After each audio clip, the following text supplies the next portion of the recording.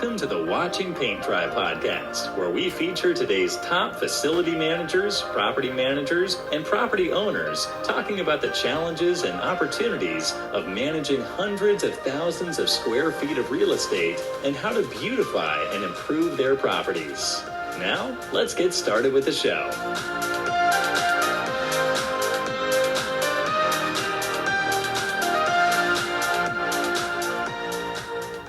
Hello, it's Greg Owens here with the Watching Paint Dry podcast. And today is July 17th, 2020. And this is, we're in California, and they just went back into sort of like scaled us back into pandemic lockdown mode. Luckily for us, construction hasn't been affected, and we're able to keep painting. I hope everybody's doing well in these times. We are continuing our conversations about property owners, facilities managers, and building engineers, and other contractors and trades that are also in the commercial space of construction and property management. This episode is brought to you by McCarthy Painting. We are a Bay Area, San Francisco Bay Area company, and we paint all types of commercial properties throughout the whole San Francisco area.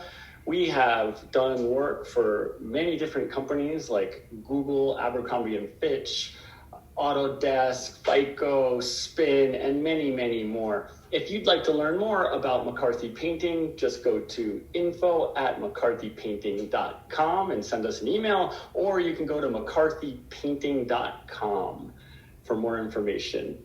Today, I'm excited to have John Stephenson on the call with me, and he is the leak doctor. And the leak doctor is somebody that's going out and finding leaks, which is not an easy thing. So we're going to learn more about the doctor, and welcome to the podcast.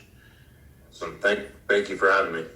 So checking in with you first, like personally, how you guys are doing there in this lockdown and pandemic, and what's going on for you? We are doing good. As far as work goes, I would say the first week or so, couple weeks maybe of COVID, we slowed down a little bit. Just mainly because people did not want us in their homes. And they could put the non-life-threatening leaks, you'd say, on hold, such as irrigation or pools and that sort of thing. But we never really shut down completely. Still went to work every day. Then this last month has actually been our top sales month we've had in ever. Wow. As far as sales, so it's as far as work goes, it hasn't affected us much. As far as risk and all that, it's a little more nerve-wracking, having a virus to deal with there. Totally. I had a job in Santa Fe in the canal today, and it's one of those top areas for the virus, and that was a little nerve-wracking, but we just put our gloves on and mask up and get fully suited and handle it. But we're doing as good as can be, I guess. Yeah. Well, it sounds even better, like with a good sales month. So explain like a little bit to the audience what your job entails and what you end up doing, because I find it fascinating, because it's not something that's easily defined and easily like discovering water leaks is not easy. It's definitely, it's got some curveballs involved with it for sure. Pretty much what we do is we are I work for a full-service leak detection company, so we do everything from pools and spas, gas, sewer, to city municipal mains feeding cities and multiple homes. So pretty much what we do is our main business is locating underground leaks with specialized equipment. I guess an example of that, a typical job for me would be, we get a call because somebody has a high water bill, or their water department had contacted them and say, hey, your meter's spinning, we think you have a leak. A normal plumber would come in and he'd check the toilets and, check the obvious. What we do when we come in is, most of the time, toilets have all that easy stuff has been ruled out. And we use what's called it's called a leak finder, but pretty much it's an electronic stethoscope. And it amplifies, some of the newer models amplify sound, I believe, times like 500 compared to the human ear. Oh, wow. So you're actually listening for the leak as you go and really sort of listening for that sound of water sort of moving in directions or places it's not supposed to go. Exactly. So pretty much, to do our job, we ask that no water is being used at the time. But pressurized water leaving a pipe is going to make a kind of a friction sound. And what we'll do is we'll walk around to the outlets and we'll listen for it. And where we hear it the loudest typically means it's closest to the leak. Mm-hmm. At that point, we'll introduce a tracer gas into the line. There's two different kinds. We use helium. A lot of other companies will use nitrogen, 2% hydrogen and nitrogen, which is a different kind of tracer gas. But at that point, we can sniff for the leak, so we know this we're hearing is pretty much what. So you have another device that can smell the helium then. So like you put the helium in the water or in the line, and where it comes out in the soil, I guess, right? Like it's got to come out somewhere, is you guys can detect it and then like closer pinpoint where the leak actually is. Exactly. So pretty much the sound of water, you can hear it off a pipe. But it's not going to make a very big area unless your leak finder directly on it. So what the gas does is typically it actually bubbles up around the leak area. So it kind of gets you in the area of the leak, and at that point you can listen for it. And in some situations with deeper lines, you have to use the sniffer because sound can be confusing, I guess, is the main point here. I've found leaks that are 6 feet deep, and it really takes a trained ear to differentiate between the sound of your gas traveling through the line or water hammer compared to an actual leak. So what the sniffer does is it verifies what we're hearing is an actual leaking line. And we use this in a number of different scenarios. So a lot of what we do is domestic water mains from the meter to the home. And then we also deal with a lot of slab leaks where you have the hot line and the cold line running underneath the slab. Right. And all kind of the same principles, as well as pools. When we pressurize the plumbing for pools, it's the same principle. We're listening, we're using the gas to kind of get in the area of it. And then, of course, for metallic lines, we have line locators and that sort of thing that kind of help us show us where those lines are running. Mm-hmm. So is that like a mine detector kind of thing that picks up the metal, or how does that one work? Pretty much it's a machine that you attach to the pipe, and you ground it off a grounding rod a little ways away, and it sends a tick down the line. Which locators are able to pick up exactly where that's going and tell us the depth of it and if there's any tees or anything branching off the line, which is something we run into a lot in residential. It's not as straightforward as commercial, and definitely not as straightforward as municipalities. Interesting.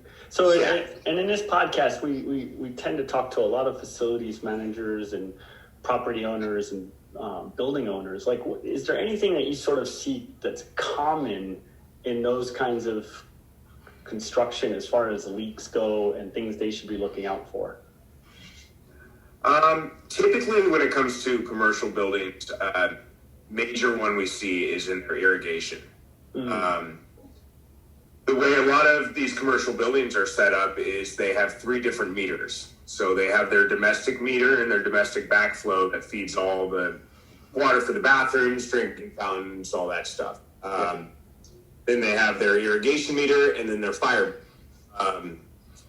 One of the main things we see with these big office complexes are irrigation meters going off, which reason being is a lot of these big office complexes, they were smart enough not to run their plumbing inside under a slab, or as far as the pressurized plumbing.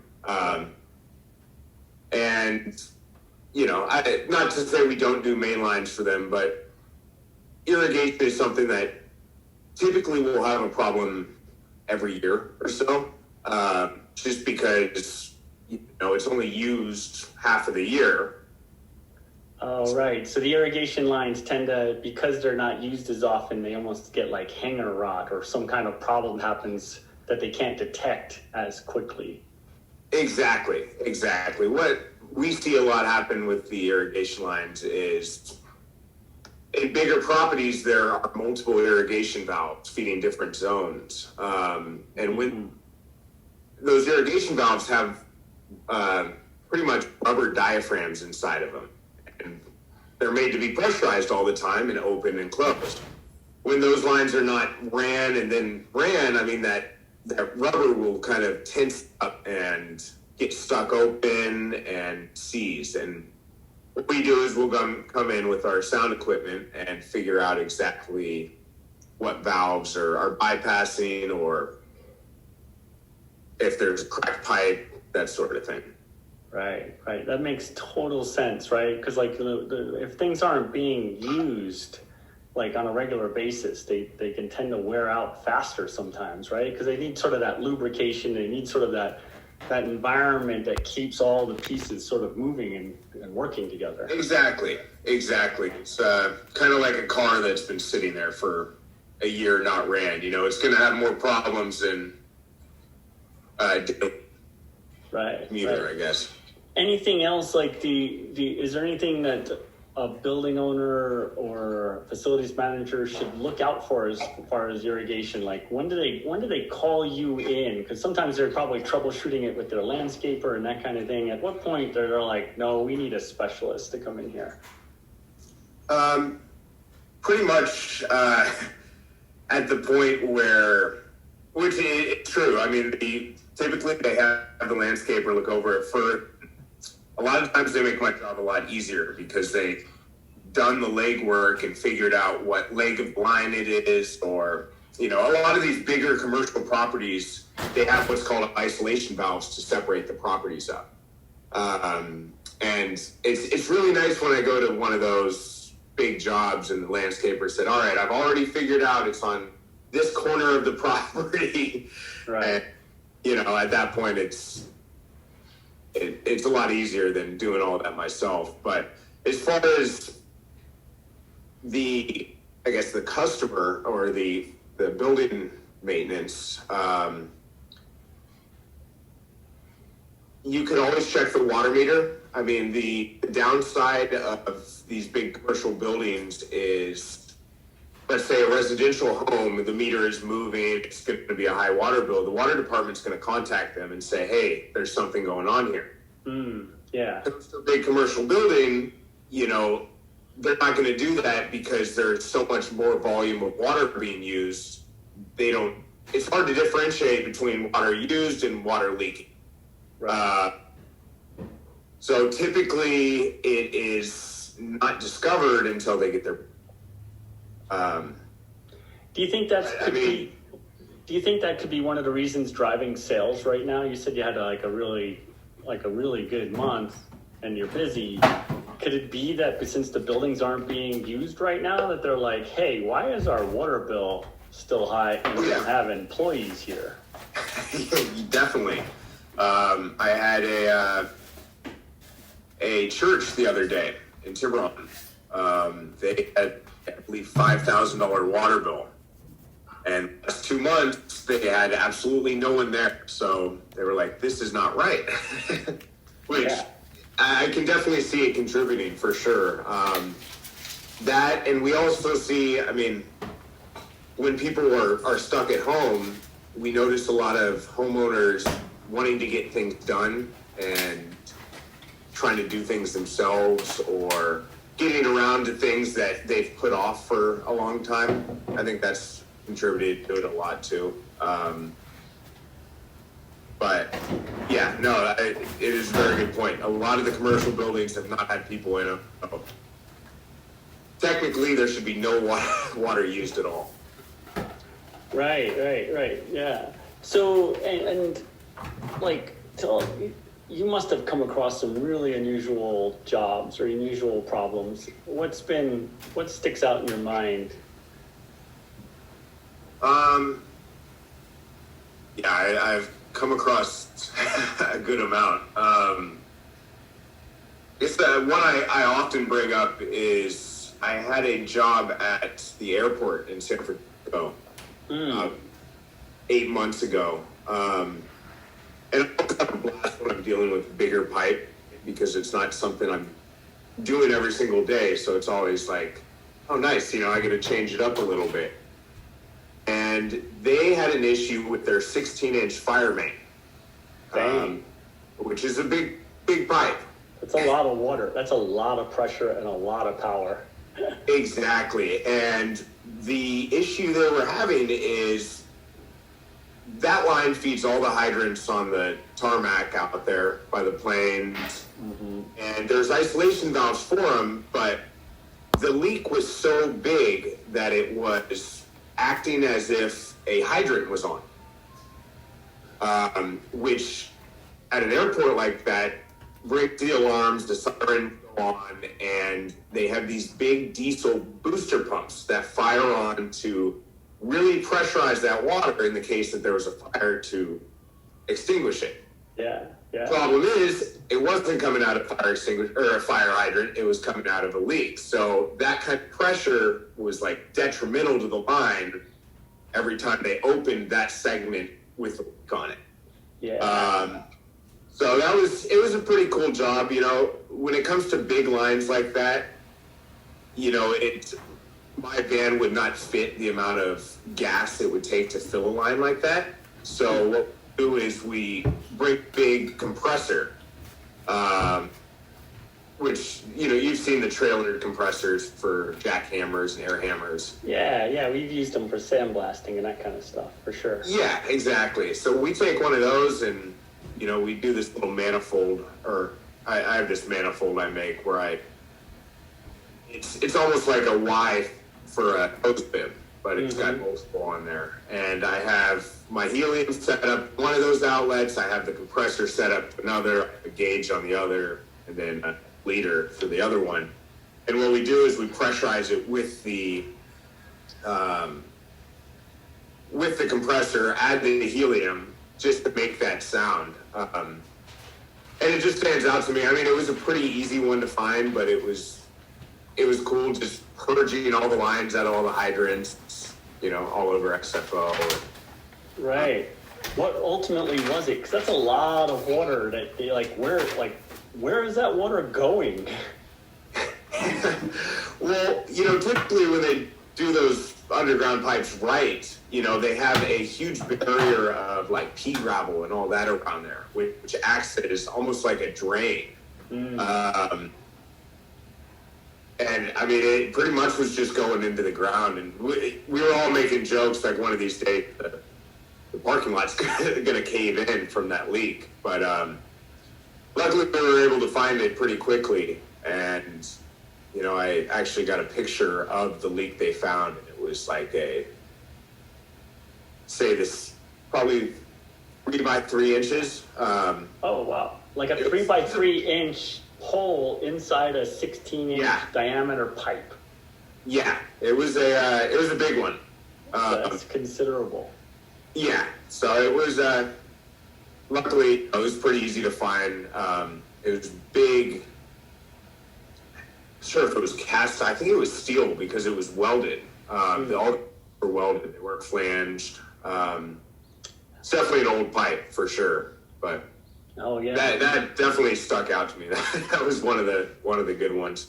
Yeah, and so you guys, you go in and do the leak detection. You also sometimes are hired then to fix the leak, or sometimes, like it sounds like in that situation, an outside plumbing contractor with heavy equipment and that kind of stuff came in to do the actual fixing. You guys did the detective work, really.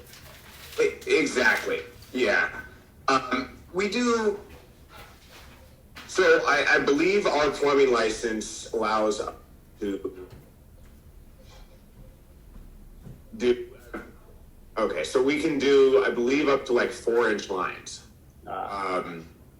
And it's also only allows us, as far as we can only go 5 feet deep. After 5 feet deep requires shoring and all that stuff. And I'm sure we could get that, but as far as the work coming in, it's just as a one-man show. So it's to pull 4 guys off their territories to do a job like that. Just right. So you guys have specialized in up to a certain size, and then not having to trigger certain things like shoring the walls if you go down below 5 feet, because that gets more complicated. You need a lot heavier. You need a lot of heavier equipment. You need one of those, like, what they're steel sort of like walls, basically, that they drop into. The shoring. Yeah, exactly. But they drop into the hole, and that makes sense. Yeah, and I mean, then you need confined space permits. It just kind of gets iffy at that point. We do repairs. A lot of the income comes off repair work. But again, we are one-man shows, so it's kind of like you got to look at what's the most one guy is going to be able to do. Repair on a main line under the asphalt, one guy can do in a day. A job like that at SFO would be weeks out, and we wouldn't be able to get to the other customers pretty much. Right, and I can only imagine that a job like that's probably like 5 people or something, because everything at the airport is overly complicated, and you need way more manpower than you're expecting with all the security and all that stuff.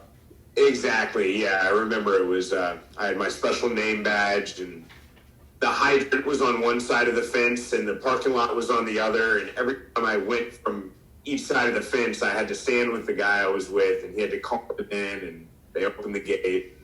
Right. Yeah. Super complicated. I've looked at some work at the airport and have turned it down because of those reasons. It's so complicated logistically. It's like there's other people that really specialize in doing the work out there.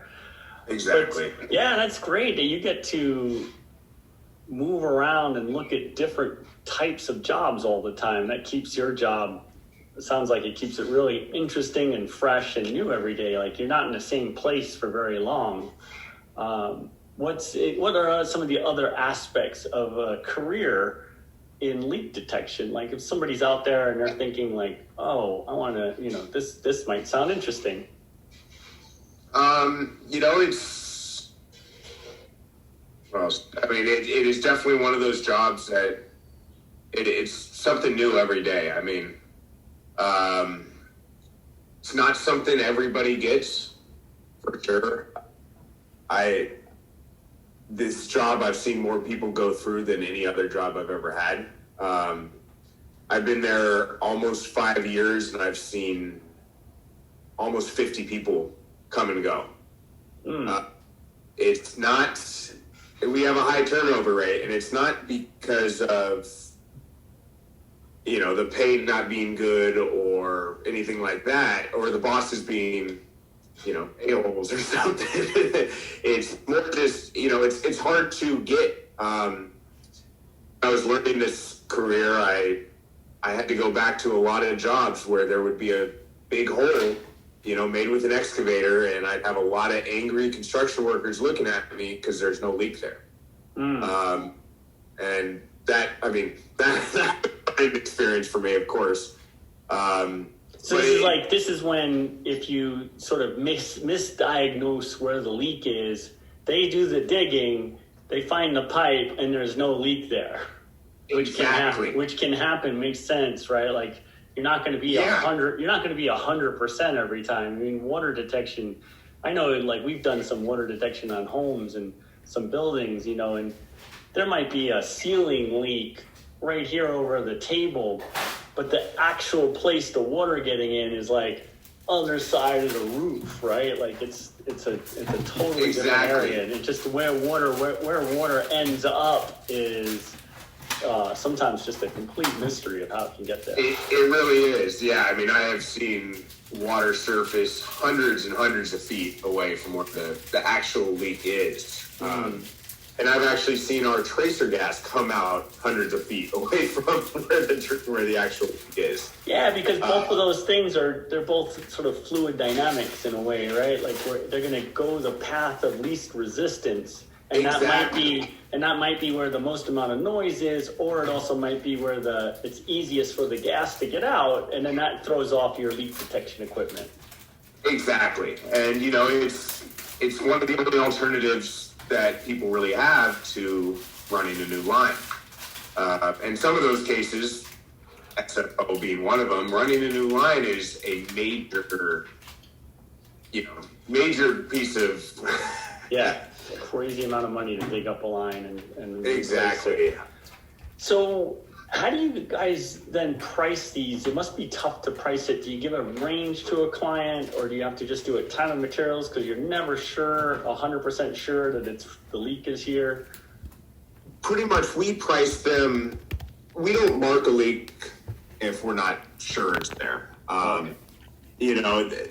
Me saying that it was more of I had just kind of got into it and I thought the leak was, you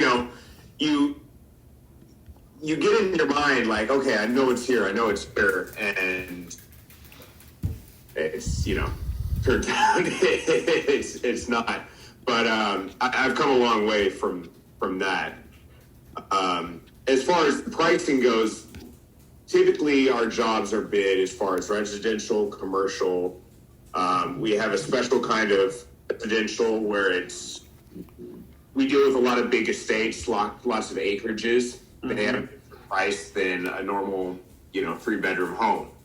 And how we clock it is it's our start price is for 2 hours. After that, it becomes hourly. And for each job with a line over 100 feet, we have to charge for the gas we put in the line. Yeah. So that makes sense. That's typically how we charge the jobs. As far as big fire lines go, if it takes, they're paying over $2,000 for 3 hours of our time. Just for having 2 techs on site and dealing with a line over 4 inches. But yeah, I mean, that's pretty much it. I realized early in the career that once you mark the leak, you can't really charge anymore because at that point you've set it somewhere. So we do, if we're not sure it's somewhere, we have to, at that point, be sure. So let's say it's a long line and we can't figure out where it is. At that point, we'll say we need to put isolation valves. We need to cut this line up. I mean, there's tons and tons of tricks in leak detection to kind of... Yeah, that makes sense. So if you have a really long line and all of your sort of listening devices and equipment and the gas doesn't detect the leak, then what you're saying is you have to go back and like dig down and sort of isolate that pipe or different sections of that pipe to sort of narrow down where the leak is and Exactly. Sort of say like, okay, it's definitely not this pipe. This one's good. It's most likely this one over here now because that's where the water's coming out of. Exactly, and a lot of it's off pressure testing. Right. Yeah. Putting a gauge up to a home, shutting the home off, you lose pressure in the home. All right, we know it's in there. Then I would go shut the water heater off, do it again. If I hold pressure, we know the leak was on the hot water line. When it comes to lines that we're separating up, I typically would do that more so on those long irrigation lines. Right. Just because typical commercial irrigation is looped so that every zone has adequate pressure. And what we would do if, let's say, we weren't picking up any point friction or gas anywhere, what we would do is we would put 2 valves in on each side of the property just to split it in half. And then at that point, we would have hose bibs on each side so we could pressure test each side and see which one. That's great. Yeah. Yeah. It's interesting. So, and then what's your thoughts on why there's such a turnover rate? Is it because it's a tricky industry to get, or is it because you guys are working solo, sort of out in the field every day, and that's a harder environment? What's your guess on that? I would say, it's in the beginning it's pretty labor intensive. The new guys typically will do a lot of the repairs. That will push people away pretty quick, I've noticed. And then as far as, I think the main issue I've noticed with my company, the one I work for, is they don't train guys very well. What's nice about it is they give you a van, they give you a gas card, they give you a Home Depot card, and they throw you out there. They give you a cell phone, and you either sink or swim. And that's kind of how it's set up. This point, I've moved into a supervisor position where I'm responsible for the new guys and training them to kind of steer away from steer away from that. Mm-hmm. But that, I believe, probably was the main thing that was, people would come in and they just wouldn't get it. It's hard to teach. I mean, when it comes to leak detection, it's all sounds. I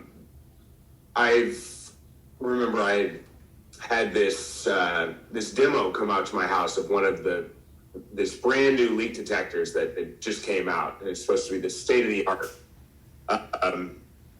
I really didn't notice much difference than that one and the one I have. And what I've noticed on LinkedIn and a lot of other people who are in leak detection around the world will comment, it's the user, it's not the piece of equipment. So, right.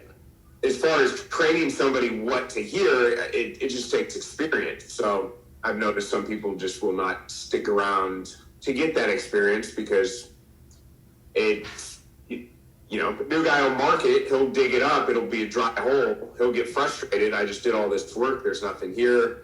And people just say, hey, it's not worth it, Right. Yeah, because I could see that it takes, to learn the different sounds, it takes that on-the-job experience in a lot of ways, right? It's kind of like the same as like a painter with a paintbrush, right? Like to hold the paint and get a really straight line without using any tape or any sort of other methods in that way,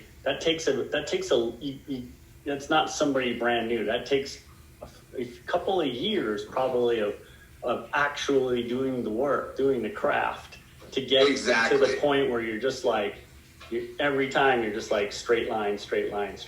Yeah. Exactly. Yeah, that makes sense. That makes sense why it could be tougher.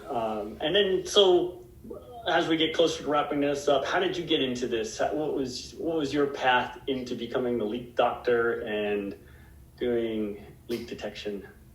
Well, I've kind of been in construction a little over 10 years. Right after high school, I got into worked for a company, Maverick Construction, as a laborer for a little bit. And then I did a little tile work and made my way into chimneys for about almost 5 years there, where I worked with a lot of masonry and gas appliances. Mm-hmm. And, it just wasn't something I wanted to do for the rest of my life. I wanted to learn something that made me think. It wasn't the daily, this is how you do it. So I started looking into electrical and plumbing, and pretty much applied to this job. It was a plumbing apprentice. Had no idea it would be this in-depth leak detection thing. And I loved it right away. I took off. After 3 years in the trade, I had always been on Instagram. I always thought it was a great trade community on there. As far as, you have some amazing painters on there, amazing plumbers on there, and it's just such an awesome community. You can always message somebody, get some help with something. I just loved the community. And then one day I was like, why don't I just make one of these? I see enough crazy stuff. I do crazier stuff than I've seen on there. So I made it really took off. I just hit 6,000 followers. People are liking seeing it. I think what I do a lot is I do scuba diving to test pool plumbing, and people really took a liking to me in a scuba suit. We need to get into that part too. In order to test the pool, sometimes you have to actually go down in the water. Oh yeah. Put the scuba equipment on, go into the pool, and go down there. Man, that's an interesting aspect of the job. Yeah. There's it's hard to sum the job up in in a short talk. That's for sure. It's we do. If something leaks, besides cars, we will find it. We do refrigeration lines, pools. As you were saying, we do house leaks. Gas, and of course, pools, scuba diving.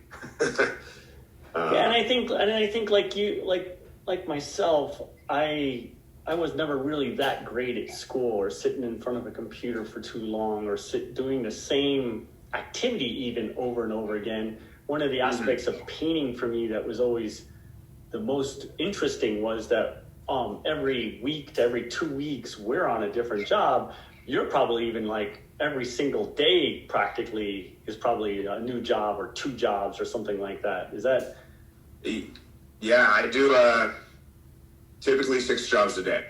6 jobs. So that's a lot of jumping around. So that's a lot of driving, moving around, and new environments, right? Because every single job that you get to, and we cover such a broad area. Yeah. It's we're not just Marin County. We I was in Rio Vista yesterday. Right, that's far.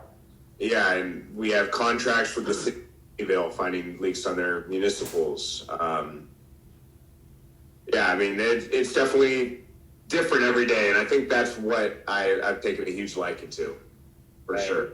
Right, because one of the things I'm trying to do with this podcast is just explore other jobs in the sort of the fields and related to commercial work and that kind of thing. And this is definitely for some types of people, like you said, it's a bit more of a rare individual that would seek out this kind of job, but it definitely sounds like it could be a lot of fun too. Yeah, no, it's definitely it's a niche too. It's as far as leak detection goes, it's the company I work for has almost a monopoly on it. So it's definitely a niche work. Not many people do it, and it takes a lot of practice to get good at it, for sure. That's great. And so, where could people find out more about you? Your Instagram? They could go to my Instagram. It's _leak_doctor. And it's got a cool little cartoon figure. I had a buddy of mine. He actually does a podcast in the South Bay. It's called Local Non-Union Podcast, and he designed the sticker for me. So, oh, nice. That's great. You see that sticker? That's me. Okay, well, and we'll put that in the show notes so people can look you up. Really appreciate you being on this podcast. It's very interesting to learn more about what you guys do, leak detection.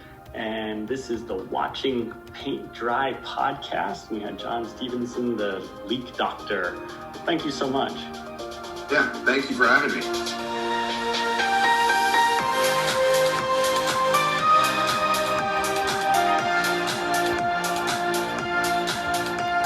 Thanks for listening to the Watching Paint Dry podcast. We'll see you again next time, and be sure to click subscribe to get future episodes.